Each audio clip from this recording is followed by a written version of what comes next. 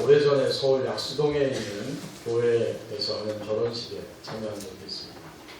신랑과 신부가 아름다운 옷을 입고 멋진 모습으로 등장하기 직전이었습니다. 저는 가서 인사를 하고 순서지를 받아서 자리에 앉아서 기도를 드리고 이제 하객으로 참여하여서 순서지를 하나씩 쳐다보고 있었습니다. 보통 순서지를 받으면 누구든지 오늘 어떻게 순서가 진행되나 하고 관심이 있어서 쳐다보기 마련입니다. 저도 역시 관심 있게 봅니다. 또한 계속해서 앞으로도 주례를 서야 하기 때문에 그 순서지, 예식이 어떻게 진행되는가, 디자인, 글씨, 또 말씀의 제목 이런 것들을 다 살펴보고 보통 접어서 뒷장을 보면 거기에는 신랑부가 하객들에게 모든 분들에게 감사하는 인사의 말씀이 적혀 있습니다. 그 인사말을 읽으면서 신랑 신부의 됨됨이가 어느 정도 보여지기도 하고 또 그 인사말을 통해서 그들의 믿음의 모습을 엿볼 수도 있습니다. 그날 제 마음에 와서 부딪혔던 그 인사말 가운데 하나가 바로 이런 것입니다. 하나님께서 허락해 주신 만남이라고 하는 글귀였습니다. 제가 알기에 그 신부를 놓고 여러 명이 결혼 대상자로 생각하고 기도하고 있었고 나중에는 딱 2사람이 남았는데 이 2사람 가운데 바로 그날 결혼한 그 신랑이 드디어 그 신부를 아내로 맞이하여서 결혼할 수 있었습니다. 이 모든 과정을 보면 사람들이 계획했고 애를 썼고 또 기도하였고 함께 만나서 동의하고 합의해서 결혼식이 성립이 됐습니다. 그러나 그 모든 것을 다 넘어서서 인간의 모든 노력과 애씀이 있었거니와 결국은 오늘 우리의 이 만남, 우리의 이 결혼은 하나님이 허락하신 만남입니다. 이렇게 고백하면서 결혼식을 하는 그 신랑과 신부가 얼마나 아름답습니까? 우리의 모든 삶은 다 지금까지도 앞으로도 하나님의 허락하심 속에 있습니다. 아멘. 그 젊은 부부의 고백이요 오늘 저와 여러분의 고백이 됩니다. 아멘. 여러분 2014년 오늘 하나님 여기까지 우리를 살려주셨고 앞으로도 우리는 이 지구상에 몇 날 밤을 더 지낼지 모르지만 우리가 사는 것이 아니라 우리에게 허락해 주신 시간 속에서 하나님의 허락된 시간 안에서 우리는 살아가고 있습니다. 아멘.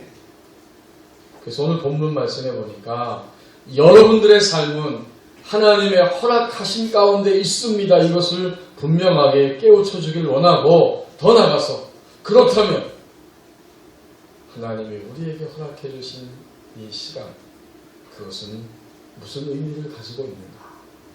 허락된 시간의 의미를 우리에게 분명하게 보여주기를 원합니다.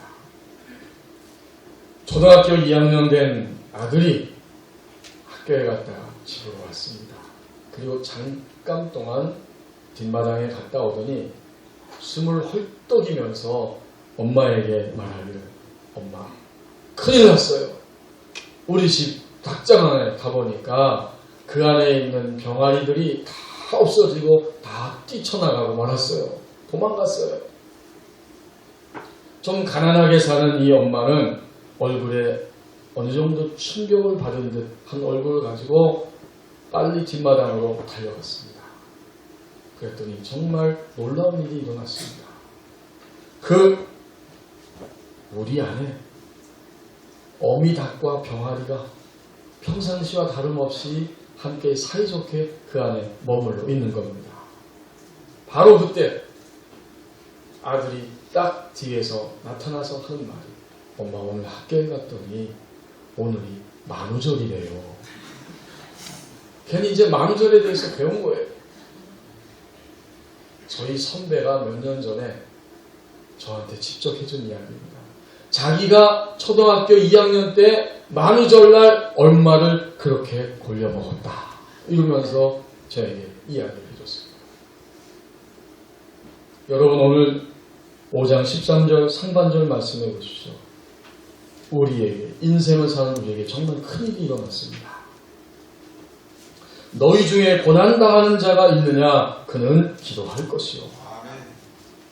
정말 큰일이 일어났습니다. 이 서신을 기록한 야고보 사도, 이 서신을 받는 그 야고보 교회 공동체 속에 고난당하는 자들이 많이 계속해서 생겨나고 있습니다. 오늘 우리들도 어쩌면 지금 현재 고난 가운데 있을지도 모릅니다. 이 고난은 정말 우리가 생각할 때 큰일입니다. 우리의 힘으로 지기가 버거운 일들이에요. 고난은 곧 시험으로 다가오고 우리에게 곤란함으로 다가오고 곤궁함으로 곤핍함으로 그렇게 다가옵니다. 외적으로 우리를 누르는 환경, 내가 원하지 않을지라도 나를 힘들게 하고 아프게 하는 환경이 나에게 몰려옵니다. 또 우리 모든 사람들은 마음속에 고난이 있습니다. 짐이 있어요. 어머니에 대한 짐, 아내와 남편에 대한 짐, 자식들에 대한 짐, 나 자신의 인생에 대한 짐들을 얽히설킨 짐들을 마음 가운데 품고 살아갑니다. 그리고 그리스도인들은 그 위에 더하여서 또 하나의 짐이 있습니다. 내가 이렇게 어렵고 곤궁하고 힘든데 하나님이 말씀하신 대로 살 것이냐 아니면 그 믿음의 길을 던져버리고 포기할 것이냐. 이것도 고난이에요. 유혹입니다.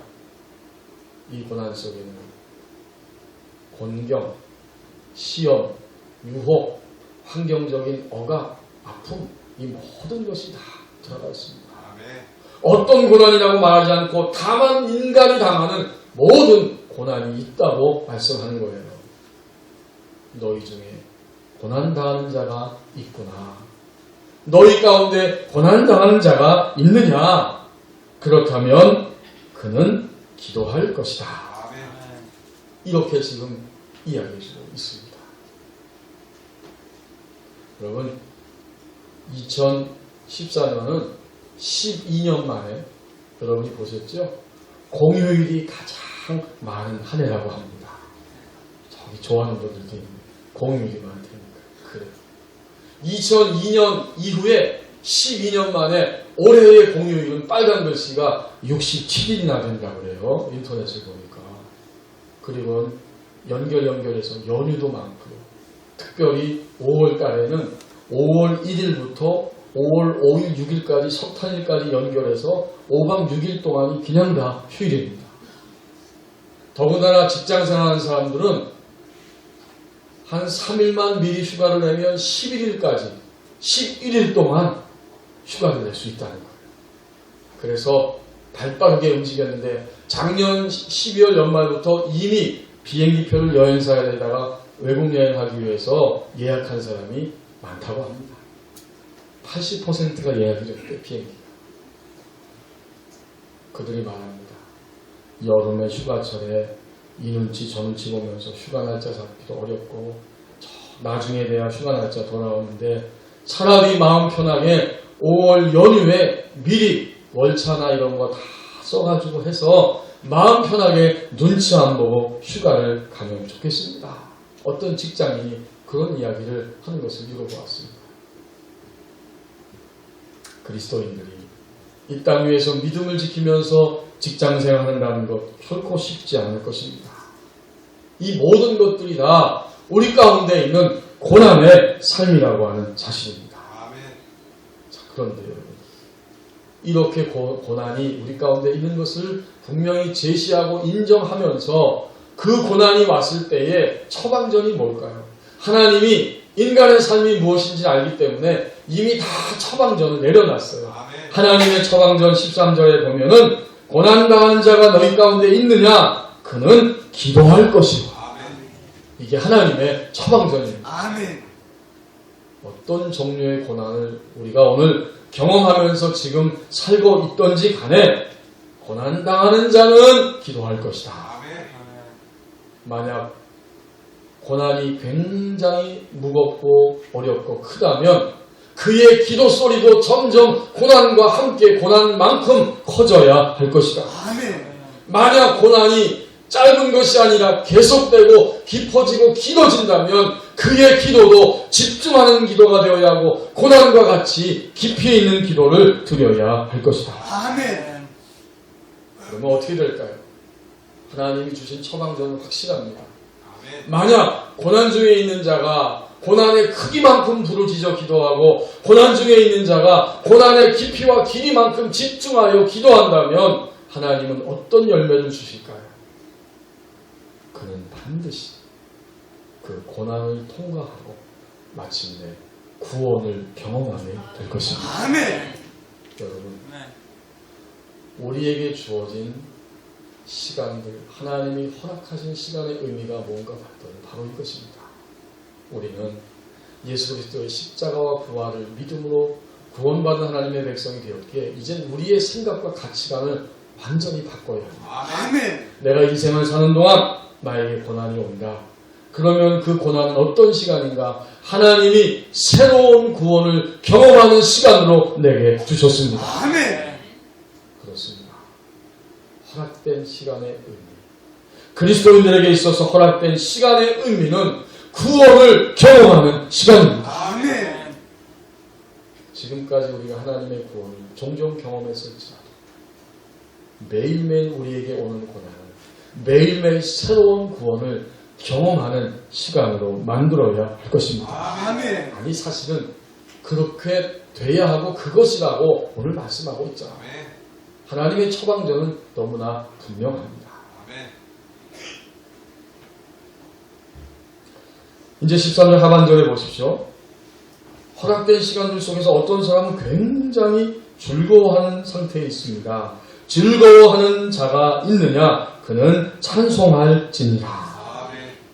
기쁘고 신나는 일들이 있을 때 그 사람은 어떻게 할까요? 그냥 너무 좋아서 기뻐하고 즐거워합니다. 노력의 대가를 통해서 물질을 얻었다든지 진급을 했다든지 우리 자녀들이 너무 잘 된다든지 이럴 때 너무 신나요. 그런데 하나님은 분명히 처방전을 내립니다. 그렇게 좋아하고 즐거워하는데 그리스도인들은 어떻게 해야 되느냐? 하나님을 찬송해야 할 것이다. 아멘. 이게 그리스도인이라는 겁니다. 우리에게 허락된 시간 속에서 즐거움을 경험합니다. 근데 그 모든 즐거움이 자기의 힘과 노력으로 됐다고 착각하지 말고 하나님 앞에 감사하고 하나님께 영광을 돌리면서 입술로 하나님 앞에 감사하다고 고백하고 노래로 주님을 높이는 찬송의 노래를 불러야 할 것이다. 아멘. 어제도 제가 결혼식이 있어서 서울에 갔다 왔는데 그 결혼식을 보면서 저는 난생 처음 그런 축가하는 걸 봤습니다. 축가를 두 분이 했는데 한 사람은 젊은 청년으로서 이제 신랑과 신부를 축하하면서 멘트를 하고 노래를 불렀어요. 노래를 참 잘합니다. 바리톤 정도 되는 목소리인지 캐논 아닌데 어쨌든 그런 목소리를 쫙 사랑의 노래를 부르는데 참 감동적이었어요. 그리고 다 잘 듣고 박수를 쳤습니다. 두 번째로 한양대 교수가 나오셔서 축가를 한다는 거예요. 그래서 교수님도 찬양을 할래나 그랬더니 보니까 색소폰을 가지고 나왔어요. 다 들고. 근데 그것을 얼마나 잘 다루는지 꼭 제가 보니까 이런 것 같아요. 스타렉스 긴 차를 운전하면서 마치 그 차를 경차를 다루듯이 그렇게 운전하는 그런 실력이에요. 드디어 이제 색소폰을 들고 나와서 이야기합니다. 오늘 굉장히 즐거운 날입니다. 신랑과 신부를 축복하고 우리 하객들도 다 함께 축하해 주시길 바랍니다. 그래서 제가 오늘은 경쾌한 곡을 선택했습니다. 오 해피데이. 그래서 오 해피데이를 제가 나팔을 쭉 색소폰을 불면 여러분이 오 해피데이라고 같이 응해 주시기 바랍니다. 전 굉장히 어색하더라고요. 그런 결혼식 보니까. 사람들도 조금 어색해하는 분들이 있어요. 드디어 연주가 시작됐어요. 조금씩 연주하는데 연주가 얼마나 신이 나든지 나중에는 하객들이 다 하나가 돼가지고 막 박수를 치면서 함께하고 이분이 그 색소폰을 부는데 얼마나 잘 부는지 막 그냥 머리 위로 들었다가 놨다 들었다가 놨다. 깜짝 놀랐어요. 들었다 놨다. 진짜 신랑 신부 하객을 들었다 놨다 합니다. 그리고는 신랑의 손을 붙잡고 끌어당기면서 한 손으로 삑삑삑거리고 마지막을 장식하는데 삑 하면서 한 손으로 딱 공중에 올리는데 모든 사람들이 다 시키지 않아도 박수를 치고 난리가 났어요. 그랬더니 다 한바탕 웃음을 웃었습니다. 주례 목사님이 하신 말씀이. 그분이 지금 은퇴하시고 몇 년 지났거든요. 평생 목회하시고. 제가 결혼식 주례를 여러 번 했습니다. 그런데 오늘같이 화끈한 축가는 처음입니다. 정말 화끈했어요. 그 색소폰 소리가 얼마나 신이 났는지. 모두가 다 즐거워했습니다. 성도 여러분, 우리도 인생을 하나님 허락하신 시간 속에 살면서 즐겁고 기쁜 일이 있잖아요. 그런데 그때 그는 무엇을 하느냐? 하나님을 찬송할지니라. 아멘. 이게 하나님 우리 인생에 주신 처방전이요. 이렇게 사는 것이 구원을 경험하는 자의 모습입니다. 아멘. 즐거울 때도 우리는 하나님을 찬송하면서 구원을 경험합니다. 고난 속에 있을 때 쓴맛 속에서도 기도하면서 마침내 하나님의 새로운 구원을 경험합니다. 아멘. 구원을 경험하는 시간이 우리의 삶. 14절 상반절에 보십시오. 우리가 우리의 인생을 살면서 몸이 병들 때도 있고 마음과 육체와 정신이 전인적으로 병들 때가 있습니다. 너희 중에 병든 자가 있느냐? 있다는 거죠. 병들었어요. 우리 법원님께 교우님들을 볼 때도 또 저희 가정을 볼 때도 병든 모습이 종종 있습니다. 굉장히 안타깝습니다. 아마 지금도 몸의 한 군데군데는 다 정밀 검사를 해보면 병들어 있는 부분들이 반드시 있을 것입니다. 그래요. 우리에게 허락하신 시간 속에서 우리는 몸이 병이 듭니다. 그런데 병들면 어떻게 하느냐? 당연히 병원에 가야지. 병원에 가서 진찰도 받고 다 치료해야 됩니다. 그건 필수입니다. 그렇지만 그리스도인들은 또한 그것 병원에 가서 치료하는 만큼 치료받는 만큼 어떻게 해야 되느냐? 14절 하반절에서 말하고 있는 것처럼 역시 병든 시간을 지나갈 때에도 하나님께 기도하는 사람이 되어야 합니다. 기도할지니라. 하나님의 처방전은 확실합니다. 병원에도 가되 병원에 가서 치료도 받되 반드시 병든 자는 기도할지니라. 아멘. 이 말씀은 종종 우리를 회개하게 만듭니다. 여러분, 우리는 병원을 의지하고 의사를 많이 의지하지만 그렇게 의지하는 만큼 하나님 앞에 우리 병을 놓고 기도하는 면이 많이 부족합니다. 오히려 우리는 본능적으로 병원에 가야지 하는 만큼 본능적으로 주님께 기도해야지 하는 이러한 영성이 우리 안에 입혀지기를 원합니다. 아멘. 그렇습니다. 우리의 삶은 하나님이 허락하신 시간 속에 살면서 고난의 때가 있고 즐거울 때도 있고 병들 때도 있습니다. 그러나 이런 모든 것들은 다 찬송하고 기도함을 통해서 내가 구원을 경험하는 시간입니다. 아멘. 이것이 시간의 의미입니다.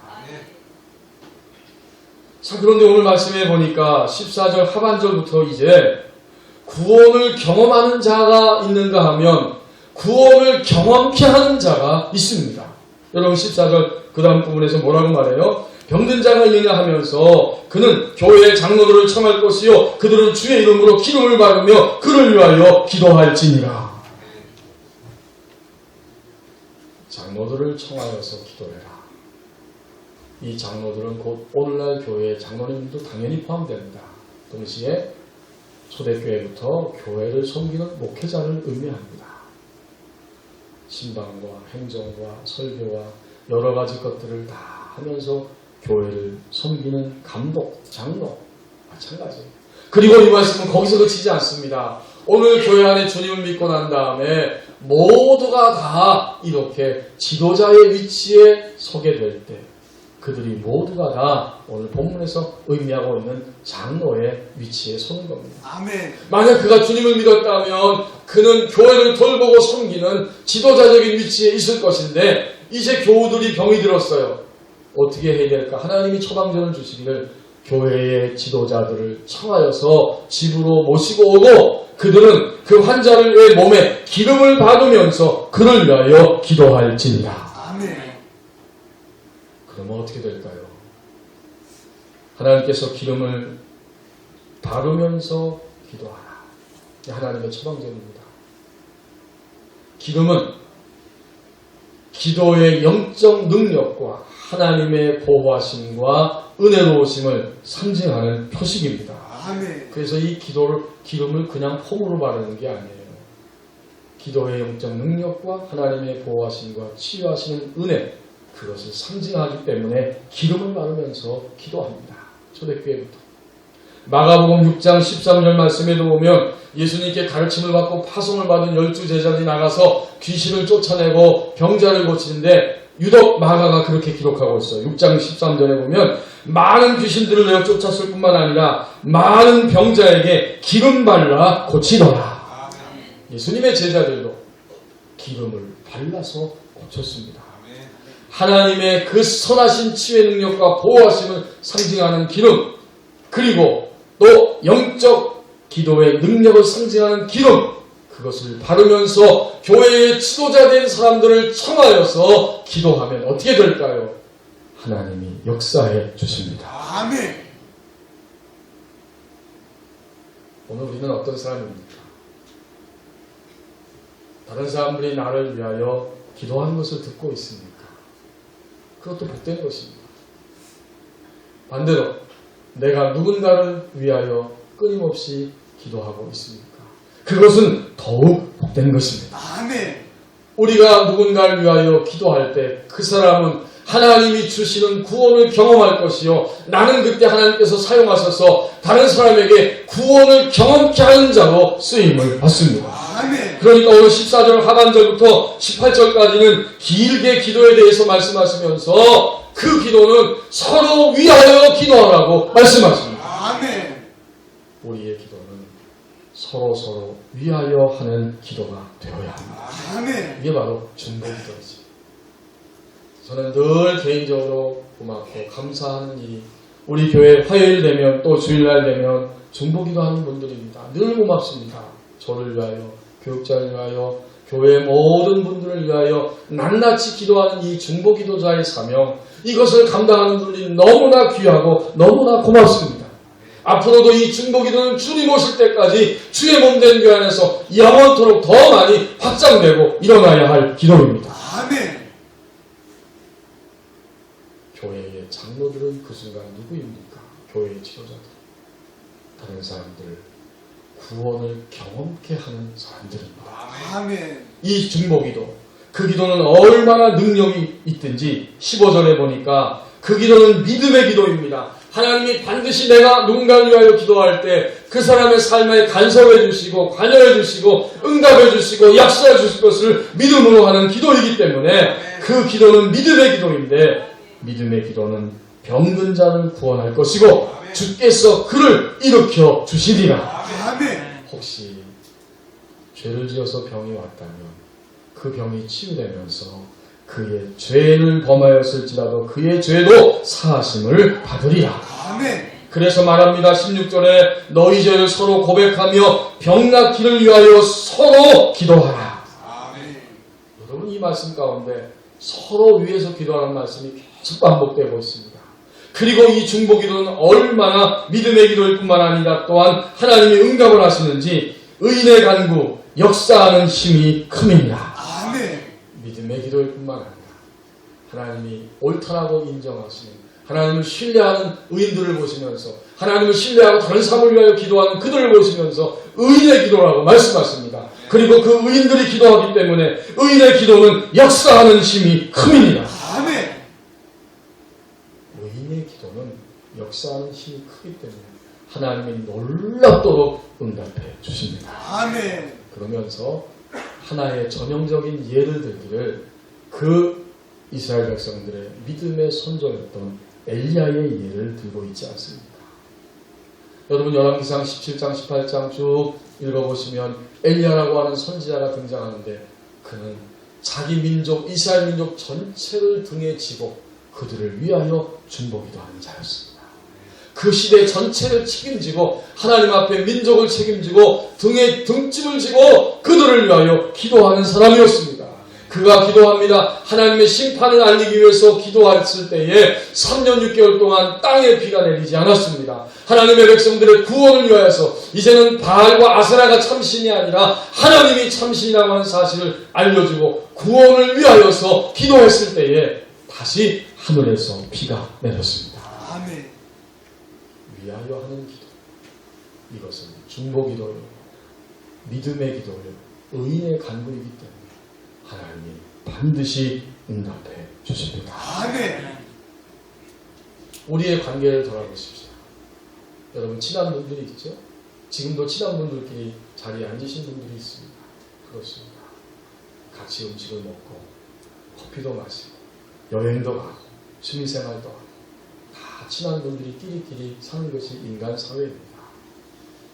그것은 아름다운 일이에요. 그러나 그리스도인들의 친한 관계는 무엇인지 아십니까? 진정으로 친밀한 관계. 그것은 서로에게 기도해 달라고 부탁하고 기도해 줄 수 있는 관계입니다. 아멘. 우리 인간의 관계는 깨지기가 쉽습니다. 금방 친한 것 같아도 유리조각같이 찌르고 찔리는 당하면서 깨지기 쉬운 게 인간관계입니다. 하나님 앞에서 서로의 약점과 부족함과 그 모든 것들을 포용하고 함께 기도의 제목을 나누고 기도해 줄 수 있는 관계만이 더 깊고 온전한 관계로 발전할 수 있을 것입니다. 아멘. 이 말씀은 얼마나 우리에게 도전이 됩니까? 장로님 기도해 주세요. 만약에 교우들이 그렇게 얘기할 수 있다면 권사님 기도해 주세요. 제 기도 제목이 이것입니다. 집사님 기도해 주세요. 제 가정의 기도 제목이 이것입니다. 라고 말할 수 있다면 그 관계야말로 진정으로 오늘 본문에서 이야기하고 있는 엘리야의 능력의 기도, 믿음의 기도, 의인의 기도가 될 것입니다. 아멘. 그런 관계만이 진정한 성도의 관계입니다. 아멘. 교회 안에서 장로님, 집사님, 권사님 기도해 주세요. 이렇게 말할 수 있는 분위기와 영적 수준이 아니라고 하면 이건 너무나 안타까운 것입니다.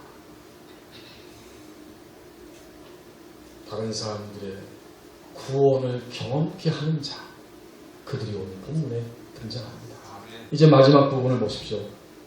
19절, 20절에 보면 다른 사람의 구원을 경험케 하는 사람의 또 하나의 모습은 주님을 배반하고 또는 여러 가지 일들 속에서 믿음을 포기하고 떠나간 자들을 돌이켜 돌아오게 하는 자라고 말씀합니다. 내 형제들아 너희 중에 미혹되어 진리를 떠난 자를 누가 돌아서게 하면 그는 영혼을 살리는 것일 뿐만 아니라 죽음에서 그의 영혼을 구원하는 것일 뿐만 아니라 허다한 죄를 덮을 것입니다. 아멘. 사람들의 영혼을 돌이켜서 다시 하나님 앞으로 올 수 있도록 영혼을 돌보는 자, 그는 다른 사람의 구원을 경험케 하는 사람입니다. 아멘. 여러분 중세의 박사 중에 박사라고 하는 토마스 아퀴나스라고 하는 신학자가 있었습니다. 그는 신학대전이라고 하는 거대한 작품을 남기면서 중세의 스콜라 신학의 근간을 정립한 학자인데 그가 말년에 하나님의 사랑을 직접 체험하고 나서 그는 이렇게 고백했습니다.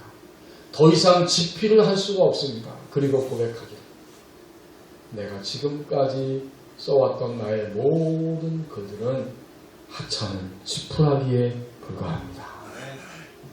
이론적으로 생각 속에서 말로 하나님을 논증하고 증명하는 것과 하나님의 사랑을 경험하는 것과는 너무나 다른 차원이었다고 하는 고백입니다. 그렇다면 오늘 살아가는 우리에게도 마찬가지입니다. 하나님이 허락해 주신 시간을 살아가면서 우리에게 주어진 모든 시간, 고난과 즐거움과 병듦이 있는 시간들 속에서 우리는 하나님의 구원을 경험해야 할 것입니다. 아멘. 기도와 찬송함으로 하나님의 구원을 경험합니다. 이제 그가 진정으로 하나님의 구원을 경험한 자라면 내가 경험한 자라고 하면 나는 다른 사람들 구원을 경험케 하는 자로 살아가게 될 것입니다. 아멘. 그를 위하여 기도하고 그의 영혼을 돌보면서 구원을 경험하고 구원을 경험케 하는 자로 사는 것.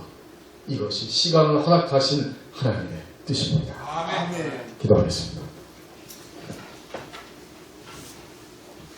하나님 아버지, 2014년 우리에게 허락된 시간이 계속 흘러가고 있습니다.